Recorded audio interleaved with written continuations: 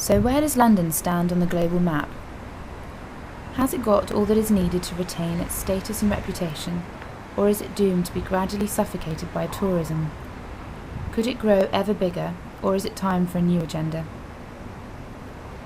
There should be no doubt that the present urban pattern suggests that the city wants to grow ever bigger, while some of its inhabitants wonder whether it could get any smaller. Has the city not, over the last 15 years, seen it all? New civic infrastructure, flashy office buildings, cutting-edge modern architecture, but so what? Has it gained as much as it has lost? There is no doubt that global attention is drawn to the city every time the latest bit of technology is implemented to provide for a more efficient and comfortable existence. But is this where the future of London lies? Is it in competing in a race of ultra-modern airports, super-fast trains and mega high-rise buildings? Despite all sustainable claims and considerations, we are yet to see an agenda that sets out a plausible and realistic vision of a green and sustainable future, independent of financial markets, public cuts and private investments. The need is for a vision rather than a policy.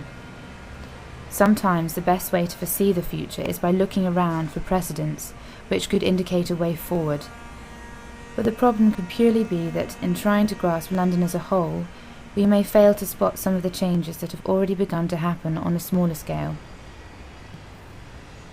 Despite its overwhelming size, the qualities of the city are in what is smaller, older and more intimate, rather than newer, shinier and deliberately impersonal. Some of the recent initiatives that have been triggered by the Localism Act could be a good indicator of what draws people to London.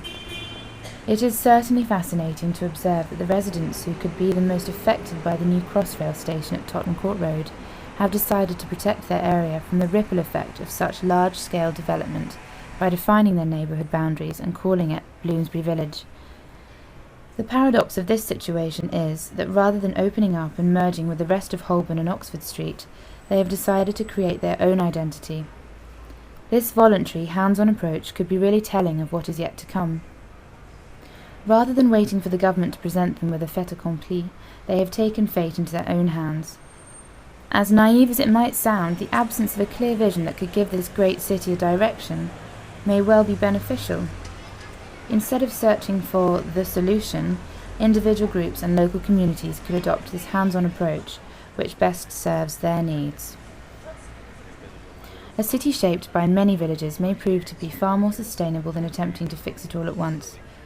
One needs to look no further than the Bonington Square Gardens in Vauxhall. Just by paying a short visit, it becomes apparent that the potential stored in this small London community could easily become a blueprint for what London could become. Only by restoring people's faith in their local communities could truly sustainable opportunities arrive.